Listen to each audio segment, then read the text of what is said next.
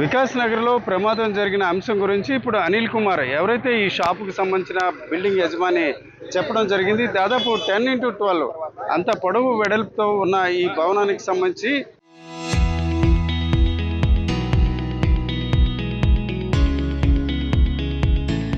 ఒక లో లెవెల్లో ఉండడంతో దాన్ని ఎత్తే ప్రయత్నం చేశారు. అయితే ఉదయం దాదాపుగా దీనికి సంబంధించి గత కొన్ని రోజులుగా ఎత్తు పెంచే ప్రయత్నంలో భాగంగా కాంట్రాక్టర్కి అప్పగించినట్టు చెప్తున్నారు. అయితే ఇది 4-5 రోజుల్లో అయ్యే పని కాదు, చాలా ఎక్కువ కాలంగా ఉండే పరిస్థితి. అయితే వికాస్ నగర్ రోడ్డు వేయడానికి ముందు ఇది రోడ్డుతో సమానంగా ఉండే పరిస్థితి. అయితే తర్వాత చూసుకుంటే ఆ రోడ్డు ఎత్తుగా రావడం, అలాగే ఈ బిల్డింగ్ ఏదైతే కూలిపోయిందో ఇది కొద్దిగా లోతుగా వెళ్ళడం జరిగింది. అయితే దీన్ని దాదాపుగా ఒక 10 అడుగుల వరకు ఎత్తడానికి ఈ ప్రయత్నంలో భాగంగా ఈ రకంగా జరిగింది. మనం చూడవచ్చు ఈ శిథిలాల్లో దాదాపు 7 వ్యక్తులు ఇరుక్కున్నారు. అయితే ఇరుక్కున్న వారిలో ఒక వ్యక్తి మృతి చెందగా మిగతా వారు మాత్రం గాయపడగా వారందరిని కూడా పోలీసులు శిథిలాల నుంచి బయటికి తీశారు. అయితే ఈ ఘటనపై ఇప్పటికే గాజువాక పోలీసులు ఒక కేసు కూడా నమోదు చేసినట్టు తెలుస్తుంది. ప్రధానంగా దీనికి కారకులు ఎవరు వాస్తవానికి చూసుకుంటే ఎత్తు పెంచే ప్రయత్నం జరిగినప్పుడు ఖచ్చితంగా ఆ బిల్డింగ్ స్ట్రెంగ్త్ ఎంత ఉంది, అలాగే జాకీలు అంటే ఇక్కడ మనకున్న సమాచారం బట్టి ఇది 10x12 వెడల్పు పొడవు ఉంది. దీనికి జాకీలతో అంటే దాదాపు 12 జాకీలు పెట్టి దీన్ని లిఫ్ట్ చేసడానికి దీనికి ఏర్పాట్లు చేశారు. అయితే ఉదయం 10 గంటల నుంచి పని మొదలు పెట్టారు. అయితే సాయంత్రం 6 గంటల సమయంలో ఈ రకంగా కూలిపోయింది. మనం చూడవచ్చు పక్కనున్న ఒక బిల్డింగ్ బట్టి ఎంత పొడవు వెడల్పు ఉందో అంతే పొడవు వెడల్పుతో ఈ బిల్డింగ్ కూడా కూలిపోయిన బిల్డింగ్ కూడా ఉంది. అయితే మధ్యలో ఏదైతే స్లాబ్ ఉందో ఆ స్లాబ్ మధ్యలో విరిగిపోవడంతో ఈ రకంగా ప్రమాదం జరిగింది. అయితే స్లాబ్ మాత్రమే కాకుండా దీనికి సంబంధించి పిల్లర్స్ కూడా బ్రేక్ అయ్యాయి. అంటే ఒక రకంగా పిల్లర్స్ నిర్మాణ సమయంలో కొంత నాణ్యత సంబంధించి అంశం ఏ రకంగా ఉన్నప్పుడు కూడా దాన్ని లిఫ్ట్ చేయడానికి అవసరమైన సామర్థ్యం లేకపోవడం వల్ల ఈ ప్రమాదం జరిగినట్టు తెలుస్తుంది. మొత్తం 7 వ్యక్తులు ఈ ప్రమాదానికి గురయ్యారు. మొత్తం వాస్తవానికి చూసుకుంటే ఆరుగురు కార్మికులు, అలాగే 2 హెల్పర్లు, అలాగే ఇంటి యజమాని. మొత్తం ఆ సమయంలో చూసుకుంటే 9 మంది ఈ నిర్మాణ సమయంలో ఉన్నారు. ఇంటి యజమానితో కలిపిస్తే మొత్తం 8 మంది. అయితే వీరిలో ఇంటి యజమానితో పాటు మరొక 6 కూడా గాయపడ్డారు. వారిని వేరువేరు ఆసుపత్రికి తరలించారు. ఒక వ్యక్తి మాత్రం మృతి చెందిన పరిస్థితి. అయితే అతను ఎవరు అన్న అంశాన్ని ఇంకా గుర్తించాల్సిన పరిస్థితి. అయితే ఇంటి యజమాని అనిల్తో మనం మాట్లాడడం జరిగింది.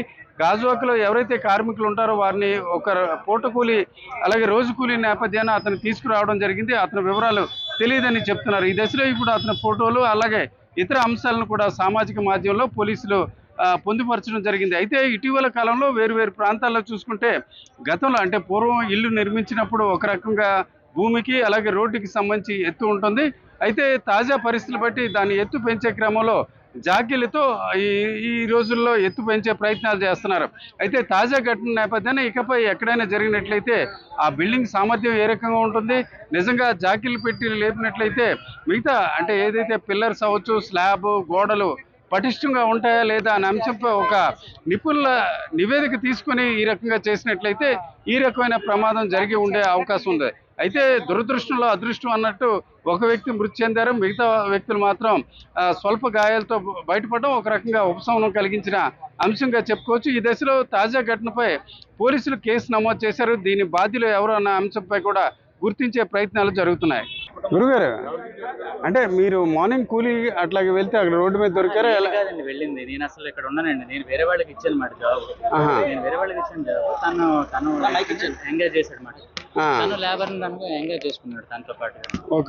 తనతో పాటుగా ఎంగేజ్ చేసుకున్నారు. అంటే ఎలాగ సార్, అంటే ఒక రోజులో చేసేస్తాను అలాగనే కాదు, ఒక రోజులో చేసేస్తాను అంటే ఒక రోజులో అయ్యే పని కాదండి. మినిమం 10-20 డేస్ వర్కే. ఎందుకంటే స్లాబ్ లిఫ్ట్ చేయాలి, గోడ కట్టాలి, మళ్ళీ ప్లాస్టింగ్ ఇవన్నీ చేయడానికి ఎట్లా సివిల్ వర్క్ సివిల్ వర్క్ ఎట్లా జరుగుతుంది అంటే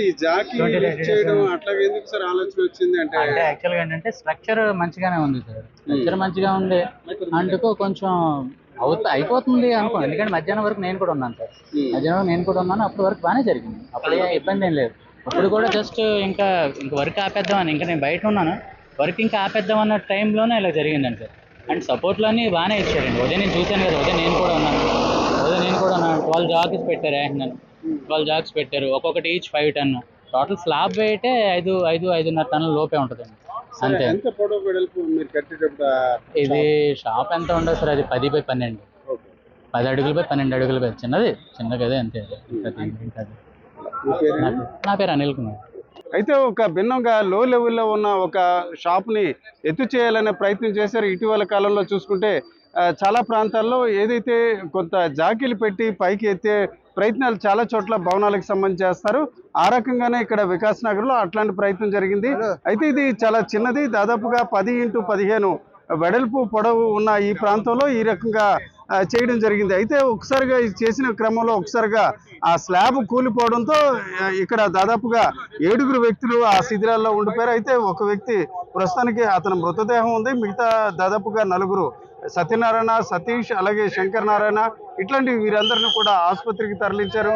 వారికి మెరుగైన వైద్యం అందించే ప్రయత్నాలు చేస్తున్నారు. కింగ్ జార్జ్ ఆసుపత్రికి తరలించిన పరిస్థితి. అయితే ఇక్కడ చూసుకుంటే స్థానికులు అలాగే ఇతరులు కూడా సహాయ చర్యలు అయితే యథావిధిగా కొనసాగించే ప్రయత్నాలు చేస్తున్నారు. ఈ దశలో పోలీసులు కూడా ఇక్కడికే చేరుకున్నారు. సార్ ఇన్స్పెక్టర్ గారు, ఈ ఇన్ఫర్మేషన్ ఎన్నిటికి వచ్చింది, ఎట్లా జరిగినట్టు మీకు ఉన్న ప్రైమరీ ఇన్ఫర్మేషన్?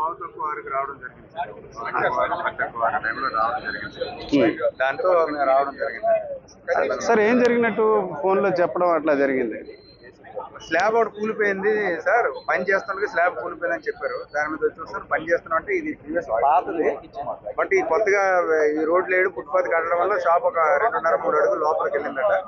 దాన్ని ఏంటంటే ఓన్లీ స్లాబ్ ని టెక్నాలజీ ద్వారా ఏంటంటే 12 ఎన్నో జాకీస్ పెట్టి లేపి దాన్ని అలాగా 100 సెంటీమీటర్స్ లేపి ఫుల్ఫిల్ చేసి చేస్తారన్నారు. ఒకసారిగా మరి కూలిపోవడం జరిగింది. సరే, శిథిరాల్లో ఎవరైనా ఉన్నట్టు అట్లాగా ఏమైనా ఇన్ఫర్మేషన్? 6 వర్కర్లు, 2 హెల్పర్లు, ఓనర్ అని చెప్పారు. అందులో ఏంటంటే 5 వర్కర్లు ఉన్నారు, 2 ఇంజరీస్ జరిగాయండి. ఓనర్ గారు చిన్న ఇంజరీస్, మిగతా వాళ్ళందరూ బయట ఒక అతను ఉండిపోయాడని చెప్పారు. అతనే కనబడుతున్న.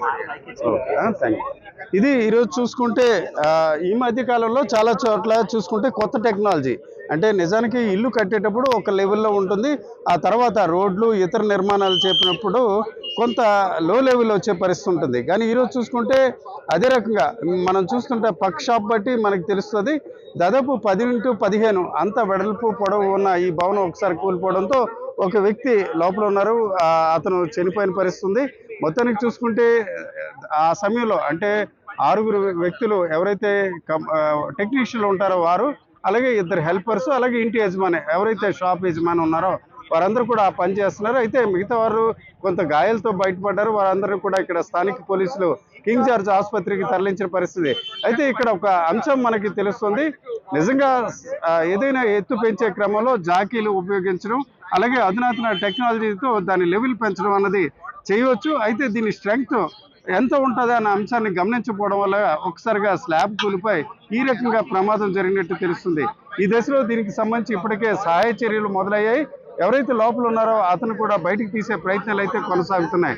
అయితే ఈ తాజా ఉదంతం నేపథ్యాన ఎక్కడైనా ఈ రకంగా జాకీలతో ఏదైనా లో లెవెల్లో ఉన్న భవనాన్ని ఎత్తే క్రమంలో చేసినట్లయితే దాని స్ట్రెంగ్త్ ఎంతవరకు ఉంటుంది, నిజంగా జాకీలతో దాన్ని లేపినప్పుడు ఇతర ఏదైతే గోడలు కావచ్చు లేక స్లాబ్లు విరిగిపోయే అవకాశం ఉంటుందా, అలాంటి కోణంలో ఆలోచించినట్లయితే ఇలాంటి ప్రమాదాలు జరిగే అవకాశం ఉండదని తెలుస్తుంది. కెమెరా పర్సన్ సంతోష్తో రామచంద్రరావు, RTV, గాజువాక నుంచి.